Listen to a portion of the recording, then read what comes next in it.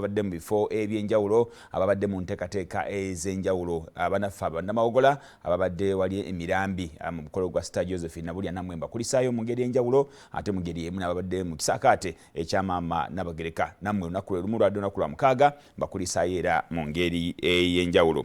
Njagala mukkirize ntandike programu y'olwaleero newe bwazibidde nga ndi mu ggwanga erya Amerika. Tugenda okumalako weekendi nga Trump atandise okulaga amaanyi ag'enjawulo oluvannyuma lw'eri mu Iowa okubanga amaze okuba nti abasajja yabawangudde era ne Viveke n'agenda mu maaso n'asalawo nti ali ku ludda lwa Trump era gwagenda okubanga awagira olw'ensonga ng'agamba nti wadde agezaako nga bw'asobola okubanga atambula okulaba nti anoonya akalulu naye tasobodde kubanga ayitawo. Naye ate mu ngeri y'emu bugenzo okukya nga musajja mukulu Ron DeSantis oyo nno nga ye gavana wa Florida y'omu ku basajja atwaddewo amaanyi ag'enjawulo okusobola okulaba nti bajja bafuna etiketi ey'abanaffe aba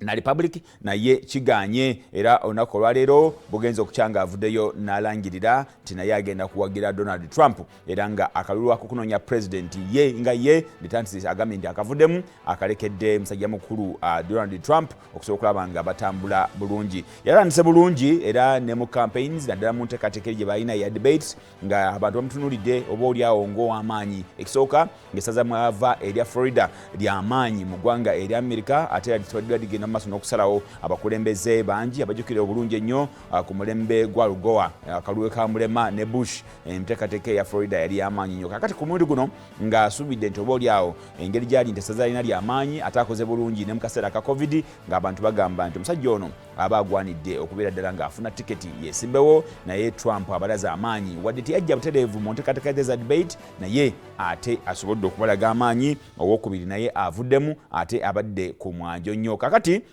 Nick Harry yakyali mu kalulu kano ng'abezanya ne Trump okulaba ani agenda okubanga afuna tiketi ey'abaana Republican abeere nga yesimbawo ne musajja mukulu Biden era nga Biden yabadde ku campaign ze ebimu ku byagenze maaso n'okutiisa abantu kwe bantu okuwoggana ennyo nga bagamba twagala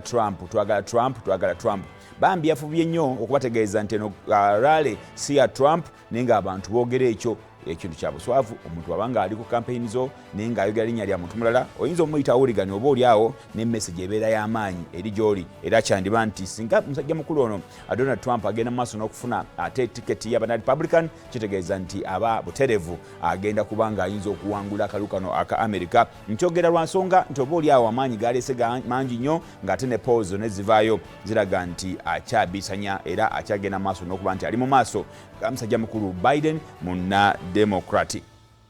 Abutuvaawo ntugendako mu ddwaniro e Gaza embeera si nnungi olw'ensonga nti Netanyahu agenze maaso n'afunvubira n'agamba tagenda kuwuliza bigambo byonna. Bantu bangi bavuddeyo ennaku zino nga bamugamba nti sebo